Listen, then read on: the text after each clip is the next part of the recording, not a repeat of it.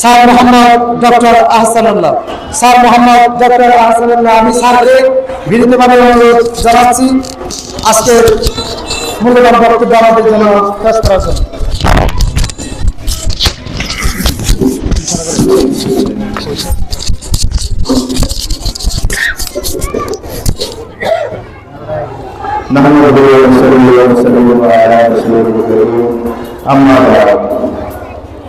খদিজাতুল কুবরা আদর্শ জ্ঞান একাডেমি আয়োজিত আজকের এই সুন্দর অনুষ্ঠানে সম্মানিত অতিথিবৃন্দ, চট্টগ্রাম বিশ্ববিদ্যালয়ের মৌলানা কিবরিয়া সাহেব তো বলেছেন যে চট্টগ্রাম বিশ্ববিদ্যালয়ের সাবেক অধ্যাপক প্রফেসর ডক্টর কামাল হুসাইন, তিনি শুধু সাবেক অধ্যাপক নয়, তিনি আমাদের সকলের চট্টগ্রাম বিশ্ববিদ্যালয়ের শিক্ষক সমিতির সভাপতি ছিলেন। তিনি একজন জনপ্রিয় অধ্যাপক। আমিও ওই চট্টগ্রাম বিশ্ববিদ্যালয়ের প্রফেসর। মধ্যকাল আমি ঢাকায় ইসলামী আরবি বিশ্ববিদ্যালয়ে ভাইস চ্যান্সেলর হিসেবে কাজ করেছি। এখানে প্রফেসর ডক্টর কামাল হুসাইন উপস্থিত রয়েছেন, সেই সাথে উপস্থিত রয়েছেন মাসুদ পারভেজ অরবিট স্কুলের সম্মানিত প্রিন্সিপাল, আমার খুবই স্নেহভাজন ছাত্র এবং বর্তমানে সুযোগ্য অধ্যক্ষ মৌলানা আব্দুর রহিম এবং উপ পুলিশ কমিশনার সাবেক আরো গুণীজন অতিথি হিসাবে উপস্থিত রয়েছেন। এই মাদ্রাসার সম্মানিত প্রতিষ্ঠাতা এবং পরিচালক, শিক্ষক, অধ্যক্ষ, বিশিষ্ট ওয়াইএস মৌলানা কিবরিয়া, সেই সাথে উপস্থিত রয়েছে এখানকার মানুষজন এবং অভিভাবক বৃন্দ ও ছাত্রছাত্রী বৃন্দ। শিশুদের এই প্রতিষ্ঠান দেখে আমার খুবই ভালো লেগেছে। আমি আসলে সারা বাংলাদেশে বলতে গেলে প্রায় বিভাগীয় শহর এবং জেলা শহরে ঘুরে বেড়ানোর, পরিদর্শন ভ্রমণ করার সুযোগ আমার হয়েছে। অনেক অনেক প্রতিষ্ঠান ভিজিট করেছি। বাংলাদেশের শিক্ষা ব্যবস্থার উপর, বাংলাদেশের বিশেষত মাদ্রাসা শিক্ষা কিভাবে এগিয়ে যাচ্ছে, আগামী দিনের উন্নয়ন কিভাবে হবে, এগুলো নিয়ে আমরা বিভিন্ন সময় কাজও করেছি। এটাও একটা শিক্ষা প্রতিষ্ঠান। মৌলানা কিবরিয়া সাহেবের অনুরোধে এখানে এসে দেখতে পেয়েছি যে তিনি একটা দুঃসাহসী মনোভাব নিয়ে একটা জ্ঞান গর্ব চিন্তা ভাবনা থেকে এই এলাকায় একটি প্রতিষ্ঠান গড়ে তুলেছেন, যেখানে শিশু কিশোররা লেখাপড়া করছে। একটা জিনিস আপনারা চিন্তা করেন, শিশু কিশোর যুবক বৃদ্ধ এদের মধ্যে সবচেয়ে বেশি সম্ভাবনা হল শিশুরা। শিশুদের প্রতিভা অপরিসীম হতে পারে। কবি কাজী নজরুল বলেছেন, এই শিশুদেরকে নিয়ে আমি হব সকালবেলার পাখি, সবার আগে কুসুম বাগে উঠবো আমি ডাকি। কাজী নজরুল আরো বলেছেন, থাকবো না তো বদ্ধ করে, দেখবো এবার জগৎটাকে, কেমন করে ঘুরছে মানুষ যুগান্তরের ঘূর্ণিপাকে। অন্য একজন কবি বলেছেন, মাগো আমায় দেখাস নে আর যুযুবুরির ভয়। কবিরা শিশুদের প্রতিভা নিয়ে চিন্তা ভাবনা করে এগুলি লিখেছেন। আজকে যে শিশু, তার মধ্যে যে একটা অফুরান প্রতিভা রয়েছে, মেধা রয়েছে, যোগ্যতা রয়েছে, সেগুলো হয়তো অনেক মা বাবা বা অনেক সময় অনেকের মনে থাকে না যে বাচ্চাটি আমার ঘরে জন্ম হয়েছে, ধীরে ধীরে বড় হচ্ছে, এ কিন্তু সাধারণ বাচ্চা নয়, সাধারণ ছেলে নয়, সাধারণ মেয়ে নয়। এই ছেলে বা এই মেয়েই একদিন সারা বাংলাদেশের নাম করবে, আধ্যাত্মিকভাবে ধর্মীয়ভাবে এগিয়ে যাবে, দুনিয়ার যে যোগ্যতা সেগুলো অর্জন করে হয়তো বিরাট সুনাম অর্জন করে আসবে। এগুলো হয়তো অনেকে এভাবে চিন্তা করে না, আমার ছেলে মেয়েকে এতটুকু যেতে পারবে, অনেকটা এরকমই ভাবনা। যদি তাই হয়, 14-15 বছরের একটি ছেলে হাফেজ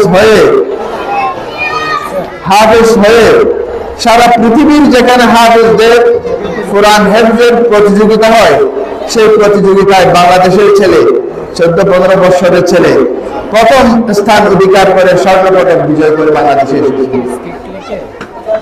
এটা হয়তো তার মা কল্পনাও করে নাই, তার বাবাও হয়তো কল্পনা করে নাই যে আমার ছেলে এত অল্প বয়সে বিশাল এক মহাগ্রন্থ আল কোরআন মুখস্থ করে হেফজ করে হাফেজ হবে। শুধু হাফেজ নয়, সারা বিশ্বকে কাঁপিয়ে দিয়ে সকল হাফেজদের মধ্যে সে প্রথম স্থান অধিকার করে পুরস্কার নিয়ে আসবে, স্বর্ণপদক জয় করবে, এটা হয়তো তার শিক্ষকগণ, তার মা বাবা, ভাই বোনরা হয়তো কল্পনাও করে নেয়। আমরা যা কল্পনা করতে পারি না তারও চেয়ে বেশি প্রতিভা আছে শিশুদের মধ্যে। আমাদের প্রিয় নবী রাসূল করিম সাল্লাল্লাহু আলাইহি ওয়াসাল্লামের একটি হাদিস পড়ে আমার দৃষ্টি ভীষণভাবে আমাকে ভাবিয়ে তুলেছে। আল্লাহ রাসূল বলেছেন, বিসমিল্লাহির রহমানির রহিম, আন-নাসু মা'আদানুন কামা'আদানিজ যাহাবি ওয়াল ফিদ্দাতি। মানুষ হলো খনি স্বরূপ, হয় রূপার খনি না হয় সোনার খনি। কে বলেছেন? আমাদের প্রিয় নবী সাল্লাল্লাহু আলাইহি ওয়াসাল্লাম বলেছেন। কোন মুমিন মুসলমানকে সম্বোধন করেন নাই, কোন হিন্দু বৌদ্ধ খ্রিস্টানকে সম্বোধন করেন নাই। সব মানুষ হলো এক একজন এক একটা খনি। খনি নিশ্চয় আপনারা ছিলেন। খনিজ সম্পদ লুকায়িত থাকে, স্বর্ণের খনি, তেলের খনি, গ্যাসের খনি, এগুলো মাটির উপর দিয়ে তুলে যায় না, মাটির নিচে লুকায়িত থাকে। অনেক এই যে ছেলে মেয়েরা আছে তাদের প্রতিভাও মেধাও এরা কিন্তু এক একটা খনির মতো, তাদের মেধা কিন্তু লুকায়িত রয়েছে। খনিজ দ্রব্য, স্বর্ণের খনি, রূপার খনি যেমন, গ্যাসের খনি যেমন খনন করে যেমন খনিজ দ্রব্য বের করে আনতে হয়, প্রকাশ পায়, তেমনি এই ছেলেদের মধ্যে যে প্রতিভা আছে সেটাও খনন করতে হয়। অর্থাৎ ছেলের মধ্যে কি প্রতিভা আছে, ছোট্ট মেয়েটার মধ্যে কি প্রতিভা আছে, এটা সেটা চিন্তা ভাবনা করে, চিন্তার সাগরে ডুব দিয়ে খনন করে সেখান থেকে নিয়ে আসতে হয় যে আমার ছেলের এই প্রতিভা, আমার মেয়ের এই প্রতিভা, আমাকে লালন করতে হবে। একটা ছেলে স্কুলে ফার্স্ট হলো, অভিভাবক সম্মেলনে হেডমাস্টার সেই ছেলের মাকে ডাকলো, ছেলেকেও ডাকলো যে আপনাকে অভিনন্দন জানাচ্ছি। ছেলের মাকে বলছে, মা তখনও বুঝতে পারে না কি জন্য অভিনন্দন জানাচ্ছে, বলে আপনার ছেলে যত্ন নেবেন, খুবই প্রতিভাবান, সে আমাদের সকলের মধ্যে সে প্রথম স্থান অধিকার করেছে। মায়ের বুক ভরে গেছে, হয়তো মা বুঝতেও পারে নাই তার ছেলে সেই স্কুলে ফার্স্ট হবে, কিন্তু প্রিন্সিপাল তাকে কেন ডাকলো, ও মহিলাকে, ছেলের মাকে, এই জন্য ডেকেছে যে এই পড়াটা তো শেষ নয়, এই ছেলেকে আরো অনেক দূর এগিয়ে যেতে হবে। আরো অনেক দূর এগিয়ে যেতে হলে দরকার কি হবে? তার সঠিক পরিচর্যা। একটি গাছ, ছোট্ট একটি আম গাছ লাগালে সেই গাছটা তো আর এমনিতে উঠবে না। এই গাছের পেছনে সার দিতে হবে, পানি দিতে হবে, ঘেরা দিতে হবে, ঝড় তুফানে যেন এই গাছটা পড়ে না যায়, গরু ছাগলের যেন গাছের পাতা খেয়ে না ফেলে সতর্ক থাকতে হবে। তেমনি গাছের মতো নিজের ছেলে মেয়েকেও পরিচর্যা করতে হবে। গাছকে যেমন ঝড় তুফানে যেমন পড়ে না যায়, কোনো বাচ্চা ছেলে দুষ্টামি করে গাছটা যেন উপরে না ফেলে বা গরু ছাগল এটাকে খেয়ে না ফেলে, তেমনি আমার ছেলে মেয়েকেও আমাকে এইভাবে পরিচর্যা করতে হবে যেন এরা বিপদগামী না হয়, নিজের প্রতিভা কি আছে সেটা চিন্তা না করে তারা যেন বিপদে পরিচালিত না হয়, খাম খেয়ালি, অলসতা, অবহেলা এগুলোর শিকার যেন না হয়। সেই জন্য নিজের অভিভাবকদেরকে নিজের ছেলে এবং মেয়েদের প্রতি খুবই যত্নশীল হতে হবে। কিন্তু নিজেদের কাজকর্ম, আজকাল মহিলারা চাকরি করে, নিজের কাজকর্ম এই সেই করতে করতে অনেক সময় আমরা আমাদের ছেলে মেয়ের খবর ভালো করে রাখতে পারি না। বিদায় একটি ফুল, বলা হয় না, একটি ফুল সুবাস ছড়াতে না ছড়াতে ঝরে গেল। যখন কোনো মেধাবী ছেলে তাড়াতাড়ি মারা যায় তখন বলে যে একটি ফুল সুবাস ছড়াতে না ছড়াতে ঝরে গেল। এমন যেন না হয় যে একটি ফুল সুবাস ছড়াতে না ছড়াতে ঝরে গেল, সেরকম যেন না হয়। একটি নক্ষত্রের যেন পতন না হয়। এক একটি ছেলে এক একটি নক্ষত্রের মতো, এক একটি বাচ্চা মেয়ে এক একটি নক্ষত্রের মতো। সেই নক্ষত্র আগামী দিনে আলো দিবে, জাতিকে আলোকিত করবে, পুরো বিশ্ব আলোকিত হবে। এটা আমাদের মাথায় রাখতে হবে। এর জন্য বাচ্চাদেরকে লালন পালন যেমন করতে হবে, তেমনি শিক্ষকদের মাদ্রাসা যারা শিক্ষকরা করছেন তাদেরকে আমি ধন্যবাদ জানাচ্ছি। তারা অত্যন্ত আগ্রহের সাথে, আন্তরিকতার সাথে মৌলানা কিবরিয়ার নেতৃত্বে সুনিপুণ পরিচালনায় তারা তাদের পাঠদান দিয়ে যাচ্ছে। তার কিছু প্রমাণ, কিছু উদাহরণ এই মঞ্চে তাৎক্ষণিকভাবে আমি পেলাম। আমি একজন শিক্ষক, প্রায় 36 বছর বা 38 বছরের মধ্যে আমি শিক্ষকতা করি। এখানে প্রফেসর কামাল সাহেব, এখানে মাসুদ পারভেজ, অনেক শিক্ষক রয়েছেন। আমরা শিক্ষা যাতে আমরা আসি, এই বাচ্চা মেয়েরা যে আমরা 17 নম্বর হাদিস বললে সেখান থেকে তার হাদিসটা বলে দিচ্ছে। আবার আমি যদি তলবুল ইলমে বলি, বাকি অংশটা তারা বলতে পারতেছে।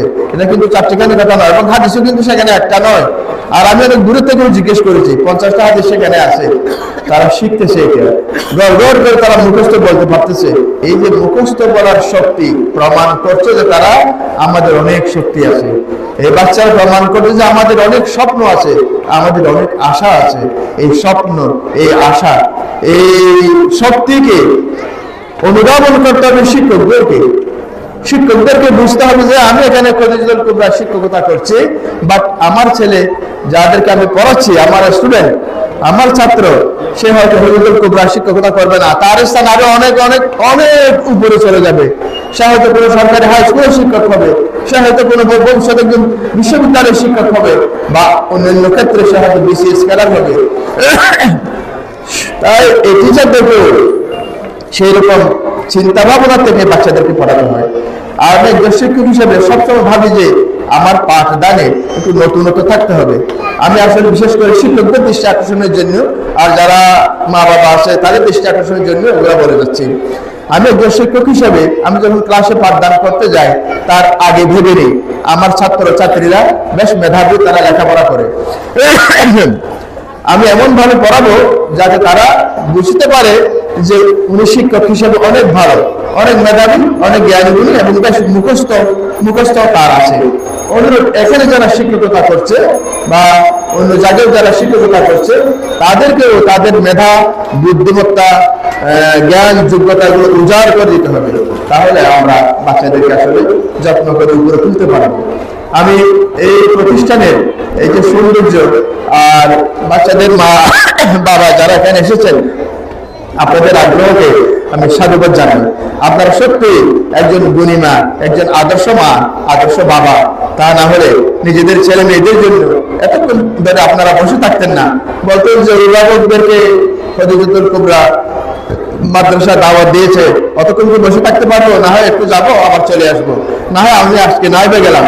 আপনারা সেরকম করেন নাই, প্রতিষ্ঠানকে ভালোবেসেছেন, এই অনুষ্ঠানকে ভালোবেসেছেন। সর্বোপরি আপনার নিজের ছেলে এবং মেয়েকে উৎসাহ দেওয়ার জন্য আপনারা এসেছেন, সরজমিন আপনারা দেখতে পাচ্ছেন। তো সেই জন্য আপনাদেরকে আমরা ধন্যবাদ জানাই।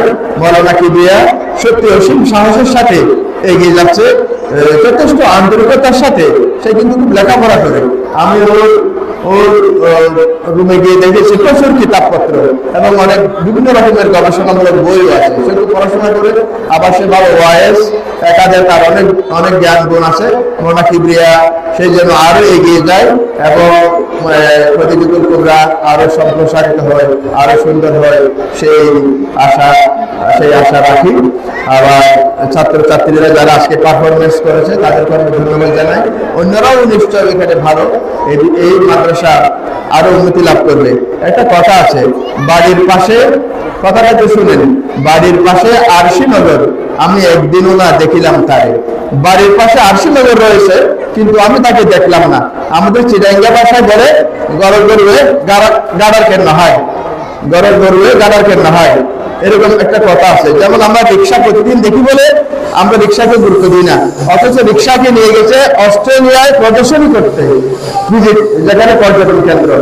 অনুরূপ এই খদিজাতুল কুবরা একাডেমিকে আশেপাশে এলাকার লোকেরা প্রতিদিন দেখতেছে বিদায় তেমন হয়তো অনেকে ভালো করে লক্ষ্য করতেছে না। নীরবে নীরবে এখানে যে একটা পড়াশোনা হয়ে যাচ্ছে, একটা জ্ঞান চর্চা হয়ে যাচ্ছে, সেটা হয়তো উপলব্ধি করছে না। বাড়ির পাশে যে আরশিনগর রয়েছে, যে প্রতিষ্ঠান রয়েছে, সেই প্রতিষ্ঠানের প্রতি আমরা একটু ভালো করে দেখি, সাহায্য সহযোগিতা করি, নিজেদের ছেলে মেয়েদেরকে এখানে পড়াশোনার জন্য নিশ্চিন্ত মনে দান দিই এবং মাদ্রাসাকে আন্তরিকভাবে সহযোগিতা করবো, তারা সকল মিলে একটি সুন্দর প্রতিষ্ঠান হবে। সবাইকে ধন্যবাদ জানাচ্ছি। যিনি এই প্রতিষ্ঠানের প্রতিষ্ঠাতা এবং অধ্যক্ষ, তার প্রতিও কৃতজ্ঞতা। সে আমাকে অত্যন্ত আগ্রহ করে আসলে এখানে দাওয়া দিয়েছে, তাকে ধন্যবাদ জানাচ্ছি। আল্লাহ হাফেজ। আসসালামু আলাইকুম ওয়া রাহমাতুল্লাহি ওয়া বারাকাতুহু।